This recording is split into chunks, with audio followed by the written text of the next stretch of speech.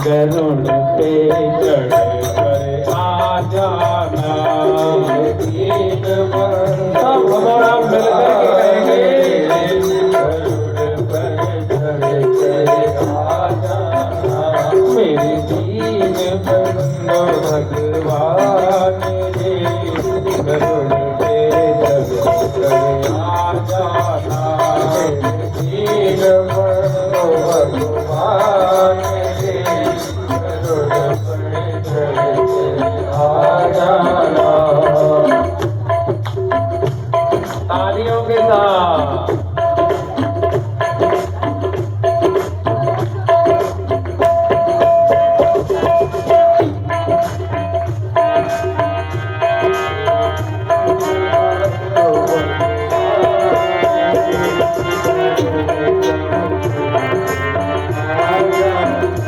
चलने की हो तैयारी, तब घोड़ा मिले ना गाड़ी। चलने की हो तैयारी, तब घोड़ा मिले ना गाड़ी। और जितने में ही भगवान प्रकट हो गए। बोलिए नारायण और ग्रह को मार करके उसका उद्धार कर दिया और गजेंद्र को बचा करके उसका उद्धार कर दिया। एक दिन क्या हुआ, भगवान नारायण से सैया पर लेटे थे। लक्ष्मी जी ने कहा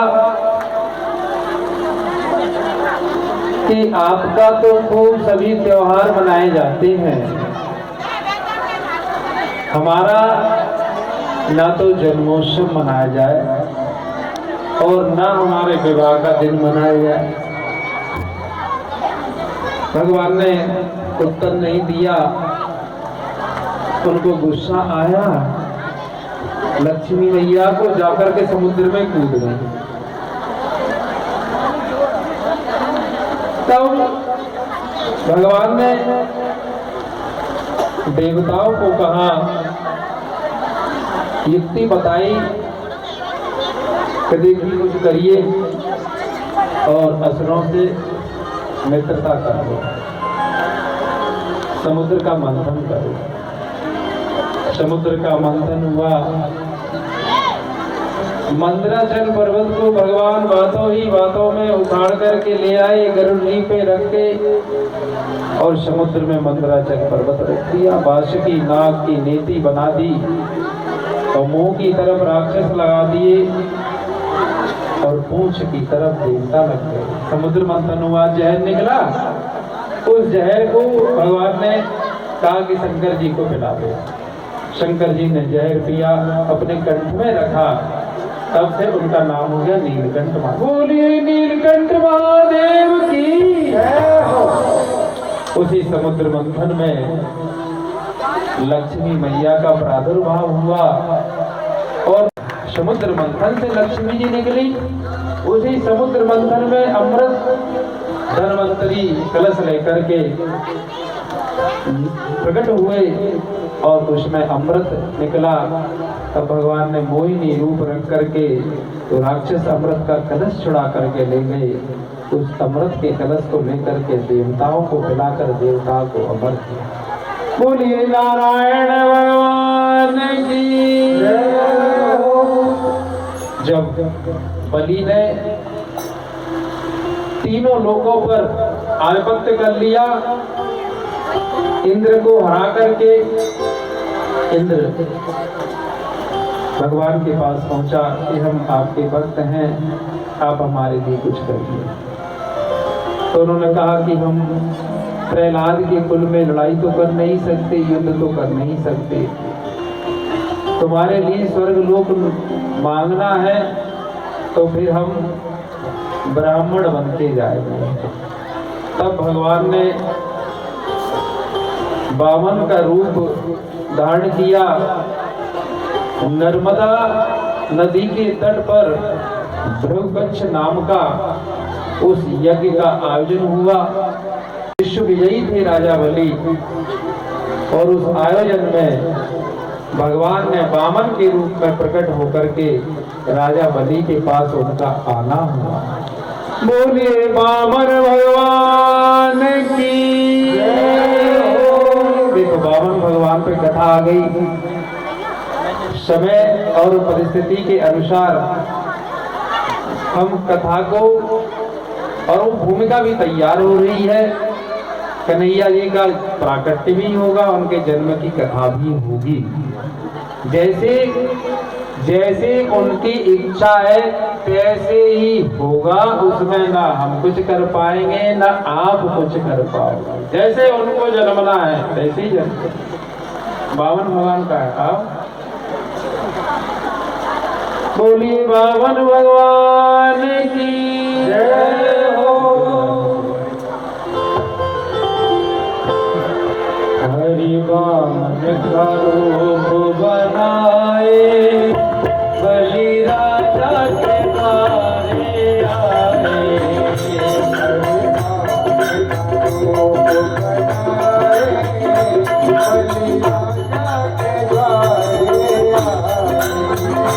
हरि वामन का रूप बनाए बलि राजा के द्वारे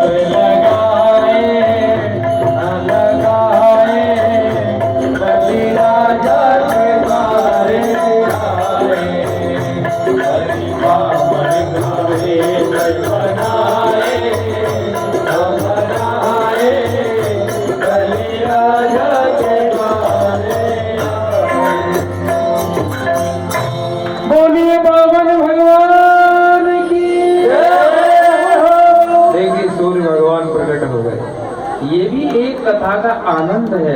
ऐसे कथा कितना अच्छा लग रहा है, कितना मनोहर लग रहा है। कथा तो बहुत अच्छी, जहाँ ऐसे खड़े कुरुक्षेत्र के मैदान की तरह ही है और धूप भी निकल आई है ठीक प्रकार से। अब राजा बलि के यहाँ वामन भगवान ने कहा, वामन को देख करके बड़े प्रसन्न हुए बलि ने कहा कि आप मांगिए, आपको देख करके बड़ा मन प्रफुल्लित हो रहा है। उन्होंने कहा कुछ नहीं, 3 पग बस पृथ्वी चाहिए। उन्होंने कहा आप छोटे से हैं, 3 पग क्या, आप सभी दीप मांग लें, हम सब पूरा राज्य आपको देने को तैयार है, आप मांगिए। नहीं, मुझे 3 पग पृथ्वी ही चाहिए और थोड़े से आश्रम की आवश्यकता है, मुझे कोई भजन नहीं करने देता, तो मुझे थोड़े से आश्रम के लिए, तो आश्रम कितना कि बस मैं बैठ करके भजन कर सकूं, तो 3 पग पृथ्वी पर मैं बैठ जाऊंगा, भजन कर लूंगा। ठीक है, आप नाप लो। राजा बलि ने अपना विराट, वामन भगवान ने अपना विराट रूप बनाया और विराट रूप बना करके उन्होंने, वामन भगवान ने एक पैर से पूरी पृथ्वी लोक नाप लिया, दूसरे पैर से स्वर्ग भी। तो उनकी पत्नी ने हाथ जोड़ करके प्रार्थना की, ये तो आपके भक्त हैं, आप इनको लिए कुछ इनको आशीर्वाद दें। तो उनको बताया गया, राजा बलि ने अपना सिर नीचे कर दिया कि आप प्रभु तीसरा पैर मेरे सिर पर रख दे। तीसरा पैर राजा बलि के सिर पर रख दिया है।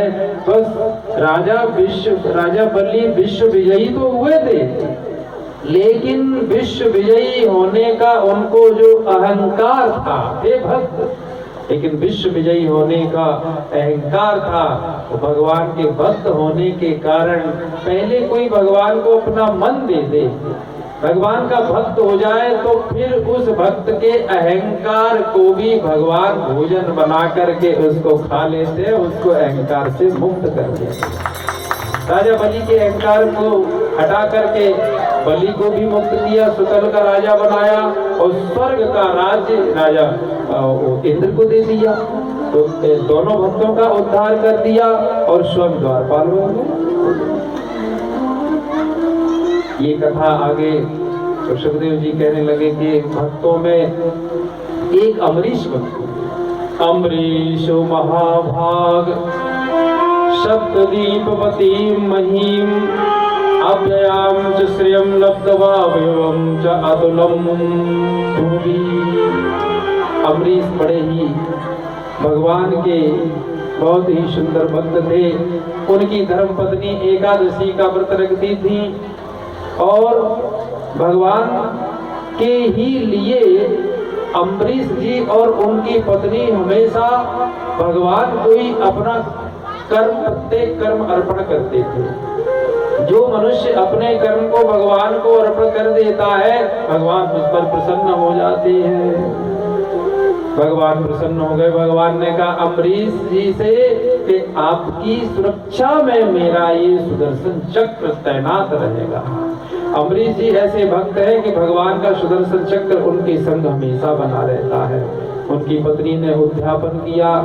अमरीश जी ने अपनी धर्म पत्नी को लेकर के बड़ा ही दान पुण्य का उन्होंने वहाँ इंतजाम किया।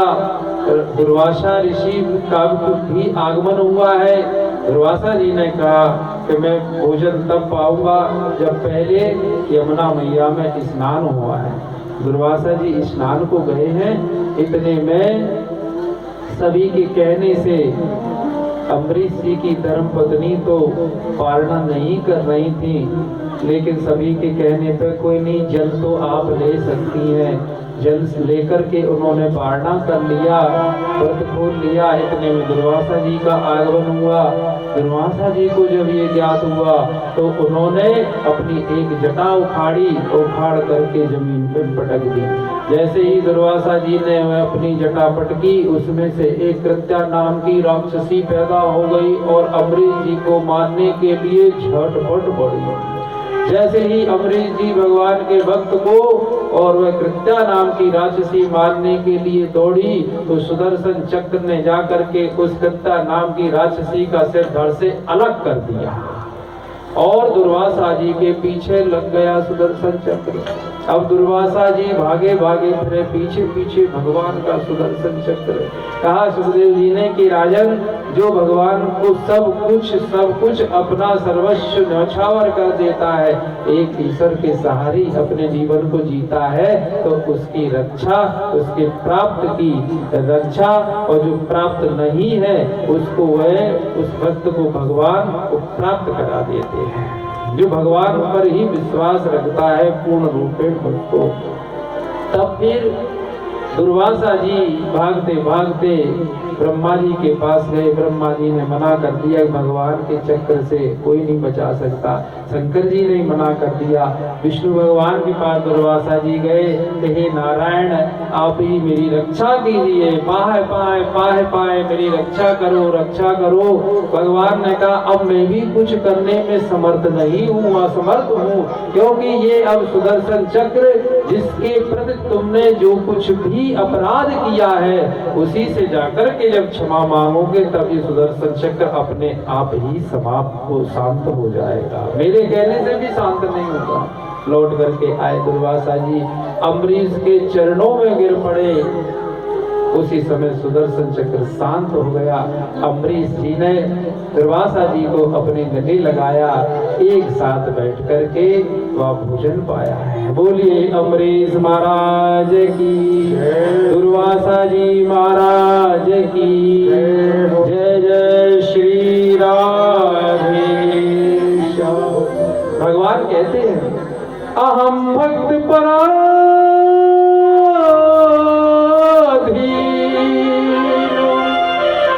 मैं भक्त के अधीन। आपने कभी सुना भगवान कभी किसी अधीन हो सकते हैं या भगवान परतंत्र हो सकते हैं? भगवान तो स्वतंत्र सत्ता का नाम है, भगवान किसके अधीन होंगे? लेकिन यहाँ आप भक्त के महत्व को दर्शाया है। भक्त का महत्व देखिए, भगवान की भक्ति जो करता है वो इसको अनुभव करता है कि भगवान के भक्त के अधीन भगवान होते हैं। अब आप कहीं ये न पूछ देना कि फिर आपने पानी बंद क्यों नहीं करा पाया। अपने कोई यहाँ अश्रद्धा कतई नहीं करना है, हम ज्ञान ही ऐसा दे रहे हैं आपको। क्यों? जाहि विधि राखे राम। भक्त की परिभाषा क्या है? ये अपनी तरफ से कहे कि पानी बंद करो। अगर कोई कहे कि हमने देखो पानी बंद करा दिया, तो भगवान को परेशान किया आकर के अपने काम के, हमारी कथा अच्छे हो जाए, भगवान आके बंद कराए। ये कोई भक्ति नहीं है। भक्ति ये है कि जिसमें राजी हैं हम उसी में, जिसमें तेरी रजा है। अरे यहाँ तो यूं यूं भी बहावा है और यूं यूं भी बहावा है।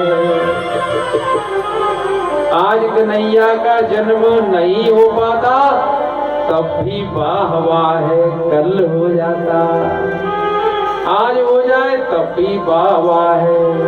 यदि बहुत ज्यादा पानी बरस जाए, ओले पड़ जाए और टेंट हट जाए, कथा नहीं हो पाए तब भी वाह है। भगवान की रजा में राजी है।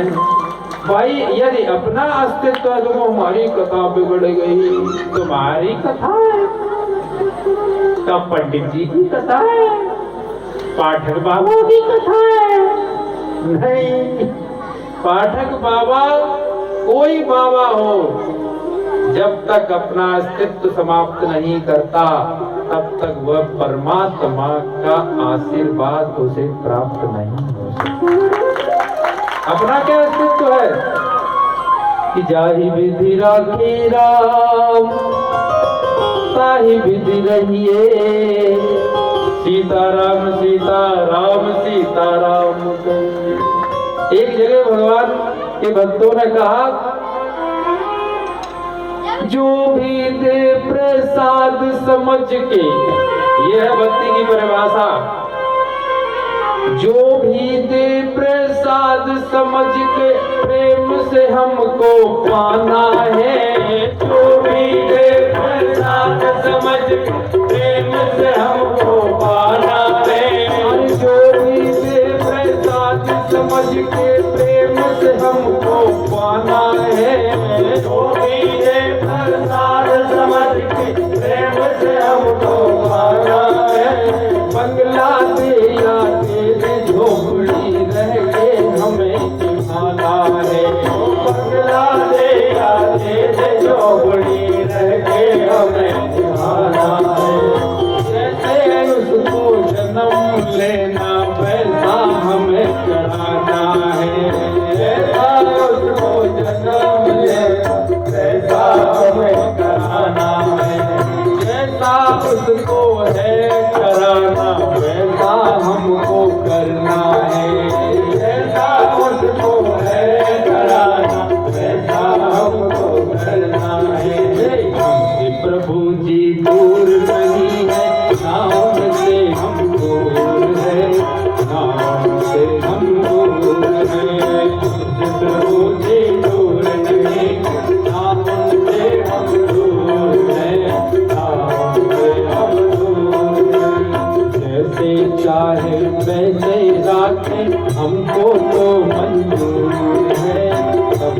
तो मंजूर है।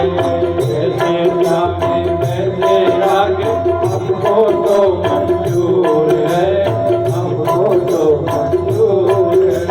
हमसे प्रभु जी दूर नहीं है, नाम से हम दूर है, नाम से हम दूर है। हमसे प्रभु जी दूर नहीं है, नाम से हम दूर है, नाम से हम दूर है। बोलिए बाकी बिहारी लाल की जय हो। आप सही बताना, बरसात तो चल रही है, परेशानी भी है शारीरिक। सही बताना, मन में आनंद है कि नहीं? मन में तो कोई परेशानी नहीं। हमें तो पहले से अब अच्छा लगा। हमको क्या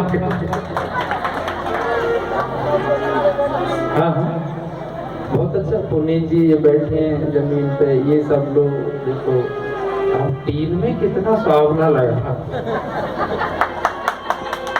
अतराज ने जो टीन लगवाई है, जो महारानी अवंती बाई इस वाटिका को जो चला रहे हैं अतराज जी, उन्होंने ये पहले नहीं लगी थी, अब लगवाई, तो वो भी सार्थक हो गई।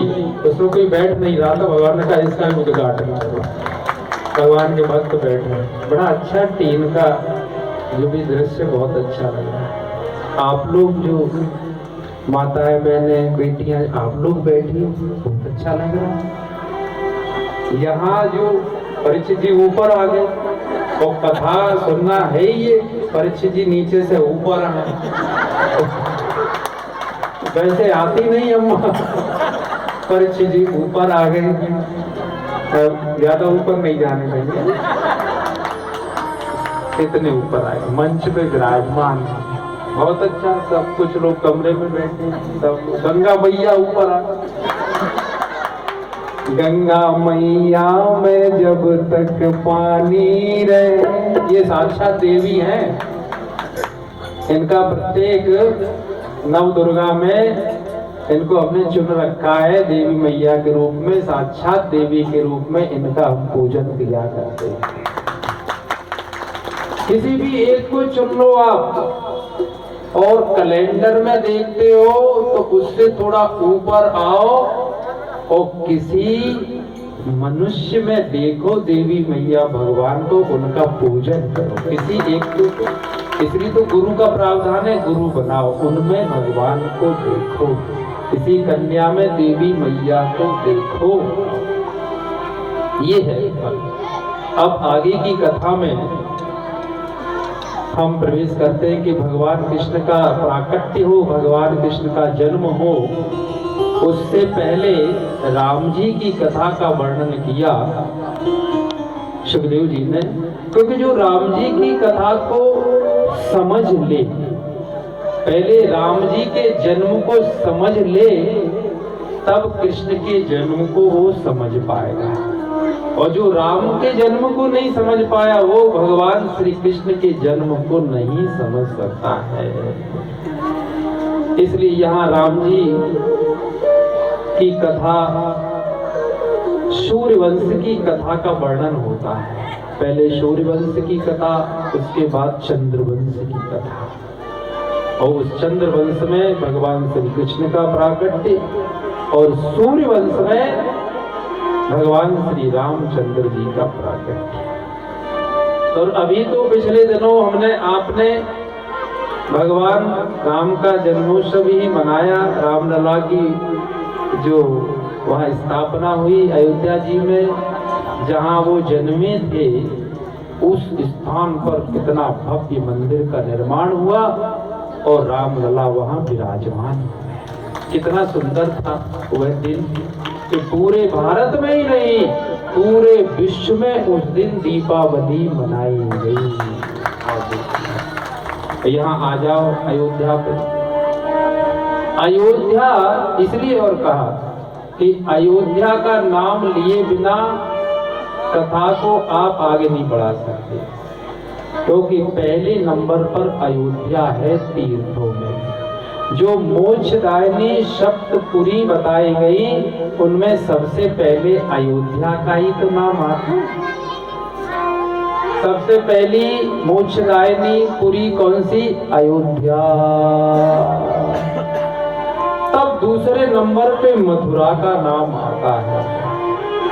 पहले नंबर पे अयोध्या, दूसरे नंबर पर मथुरा, तब तीसरे नंबर पर हरिद्वार, तब चौथे नंबर पर काशी, तब पांचवें नंबर पर कांची, तब छठवें नंबर पर अवंतिका, तब सातवें नंबर पर द्वारिकापुरी। ये 7 पुरियां मोक्षदायिनी बताई है इस पृथ्वी पर। तो सबसे पहली कौन सी? अयोध्या। अयोध्या के बिना काम नहीं चल सकता है।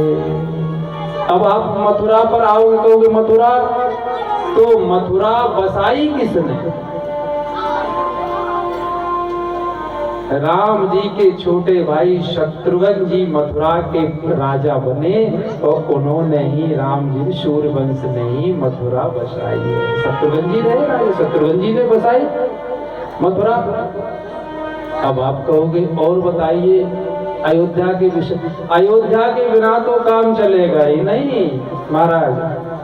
अब वृंदावन आ जाओ, आप मथुरा में आ जाओ, वहां जो यमुना महारानी है, जो भगवान श्री कृष्ण की पटरानियों में से हैं, उनकी 8 पटरानी हैं, उनमें से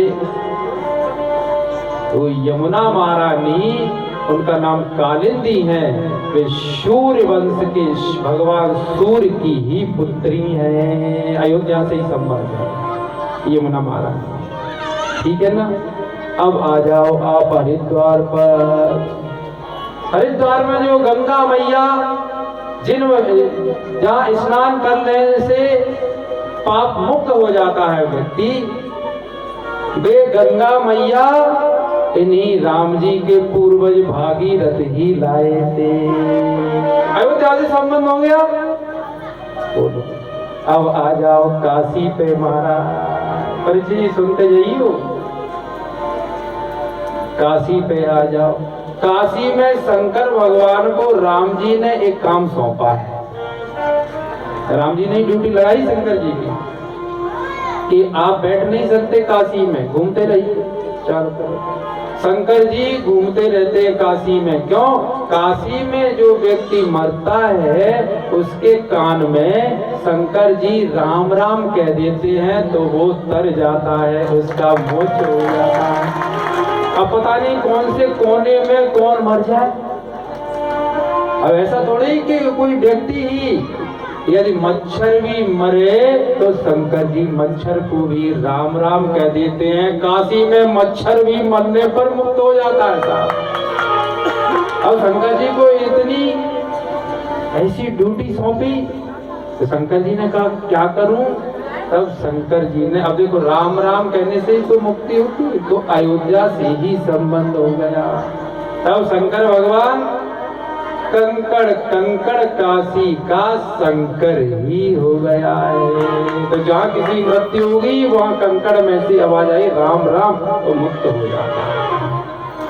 और देखिए आप, इस प्रकार से अयोध्या के बिना तो काम ही नहीं चल सकता। चलो एक श्लोक में कह देते, नीलांबुज श्यामं कोमलांगं सीता समारोपितवामुभागं पाणौ महासाग चारुचापं नमामि रामं रघुवंशना।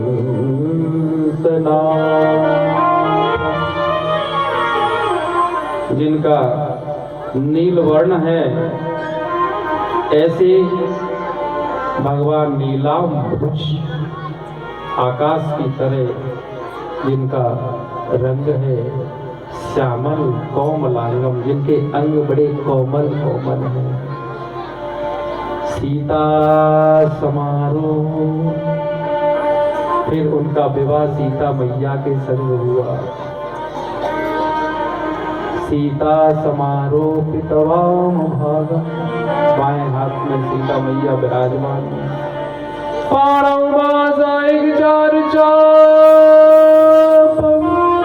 धनुष बाण लेकर के उन्होंने राक्षसों का संहार कर दिया और धर्म की स्थापना कर दी। अधर्म रूपी रावण को मार करके ऐसे रामचंद्र भगवान को नमामि रामम रघुवंशनाथ, बोलिए साधि हनुमान कुंती सुता पालनम, एत भागवतम पुराण कथितम श्री कृष्ण लीलामृतम। इस प्रकार से कह दी। पर राजा परीक्षित ने कहा, मैं भगवान श्री कृष्ण से मेरा बड़ा प्रेम है और मैं तो विस्तार से कथा सुनना चाहता था, आपने बड़े संक्षेप में ही कह दी। तब फिर सुखदेव जी ने विस्तार किया और आगे की कथा में कहने लगे कि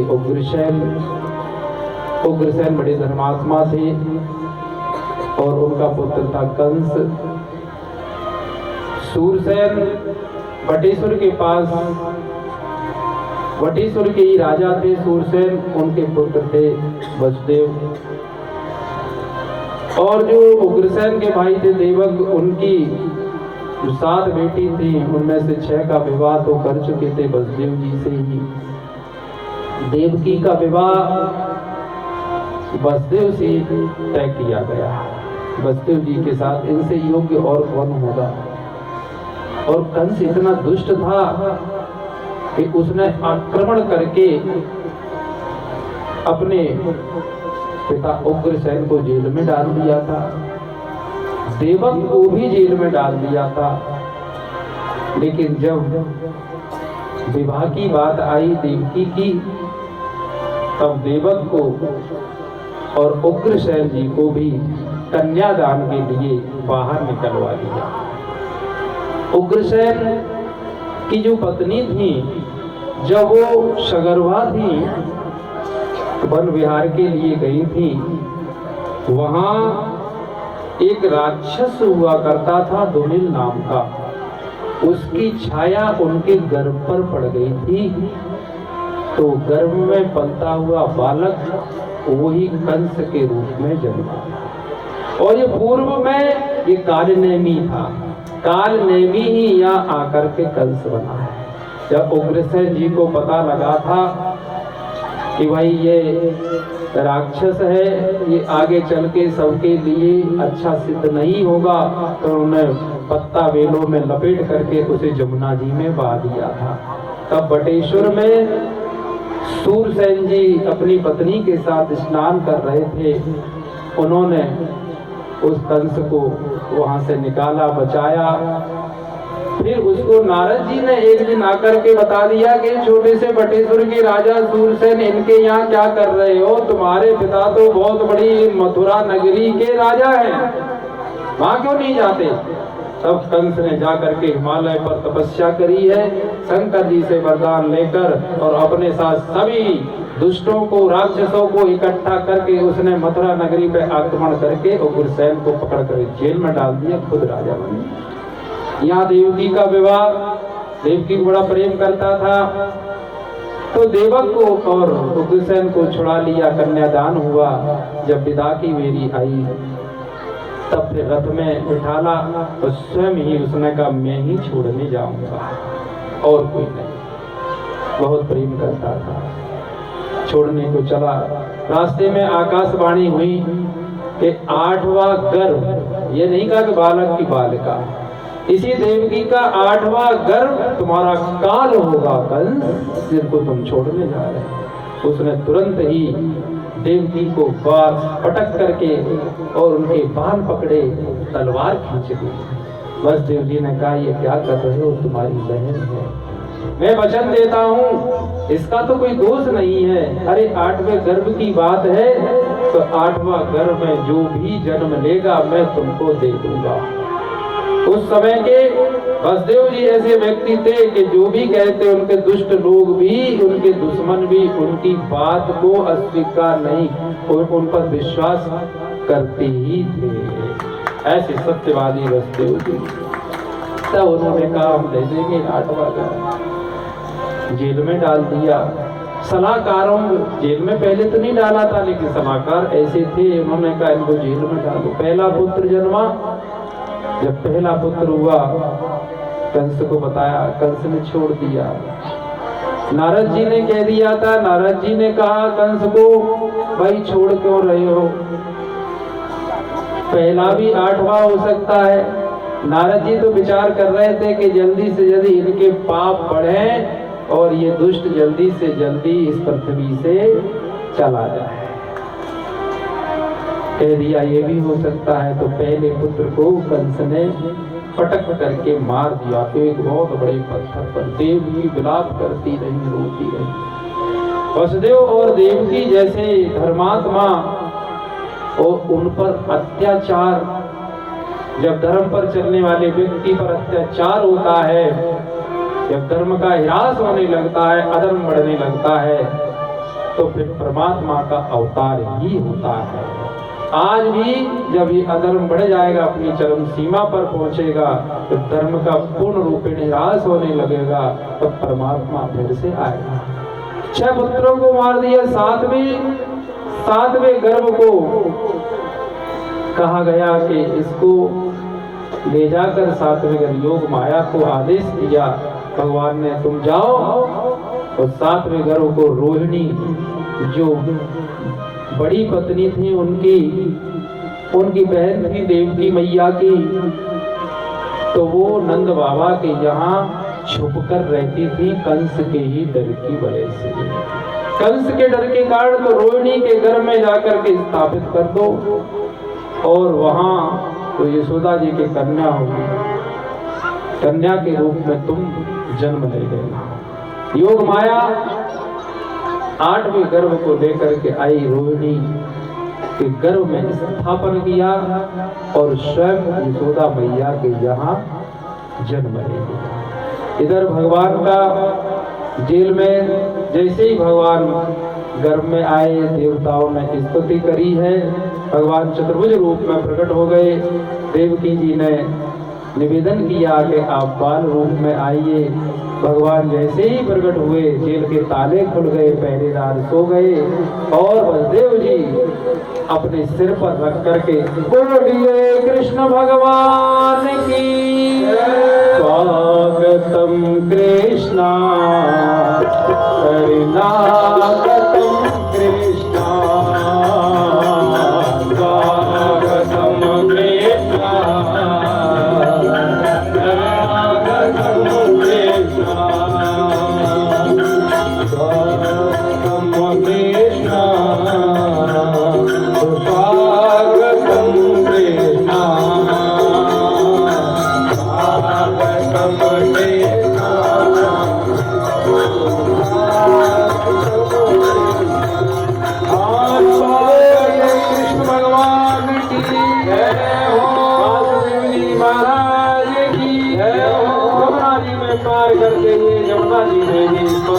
भगवान को और गोकुल में ले जा करके भगवान कृष्ण को बिठा करके और चले आए।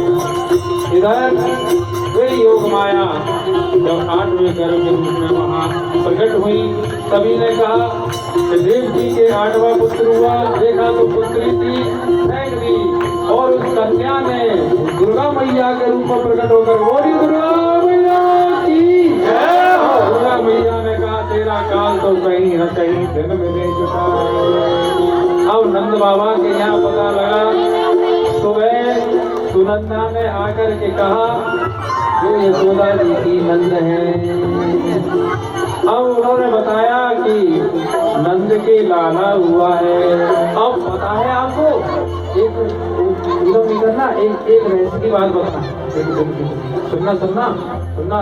नंद बाबा गौशाला में बैठे, नंद बाबा गौशाला में बैठे माला फेर रहे हैं वो किसी सुनंदा ने आकर कहा, वो नंद बाबा आपके लाला हुआ है। तब वो जप जो कर रहे थे वहां बैठे, तो कौन सा मंत्र जप रहे थे? कौन सा मंत्र जप रहे थे कि अभी भयो नाई, अब भयो नाई, अभी भयो नाई। तो उनका मंत्र भी वही था, इसलिए भगवान नंद के यहाँ प्रकट हो गए। बोलिए नंद बाबा की कन्हैया लाल की।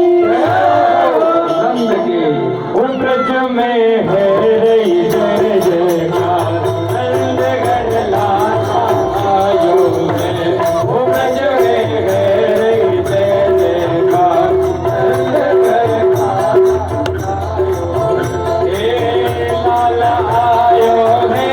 यशोदा में लाला जायो है। हो लाला आयो है, यशोदा में लाला जायो है। ओ ब्रज में हो, ब्रज में हो, ब्रज में है जय जयकार, नंद गण लाला आयो है। ओ ब्रज में है जय जयकार, नंद गण लाला आयो है।